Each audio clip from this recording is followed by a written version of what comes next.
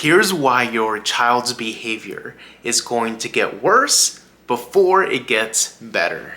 It's called an extinction burst. What is an extinction burst? It's when an unwanted behavior of your child is no longer reinforced.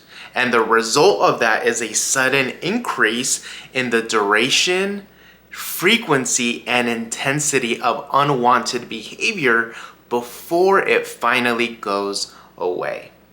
Let me give you an example so you know what this looks like. So let's say your child plays video games or grabs their phone immediately after coming home from school just to relax and chill because they're tired, which is completely understandable. But you're noticing when they do this, they don't end up doing their homework. They lose motivation, they lose focus. So you want to establish a new habit, a new rule.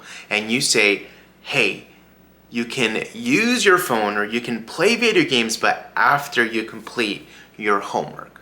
Well, once you establish that new rule or routine, what do you think, or how do you think your child is going to react? Yeah, not good.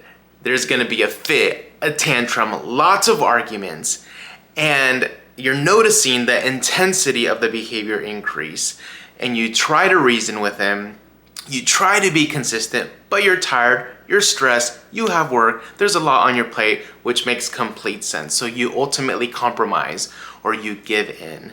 And what you don't realize is if you were just a little bit more consistent and hanged on for a few more days, then that behavior going away was just around the corner. Alright, so if you want to reduce or eliminate a specific behavior, here are 4 simple steps that you can follow. Step number 1, identify the unwanted behavior. You have to really define what behavior you want to reduce or eliminate. So maybe for you, that is, I want my child to stop using screens or playing video games before doing their homework after they get home from school. Step number 2, you want to establish a new routine.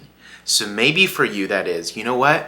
No more screens or video games on school days. We're only going to use screens on the weekends. Step number 3, you want to clearly communicate these expectations to your child and let them know the why behind the new routine. Sit them down and say, hey Johnny, I know you're not going to be a fan of this, but here's why we're doing this. I care about your mental health. I care about you doing your best at school, and this is the way it's going to be moving forward. All right, step number 4, weather the storm. And this one's super hard, and I get it as a parent, but expect the tantrums. Expect arguments. It's going to happen. But if you can stay centered and consistent as a parent, remember, behavior will get worse before it gets better.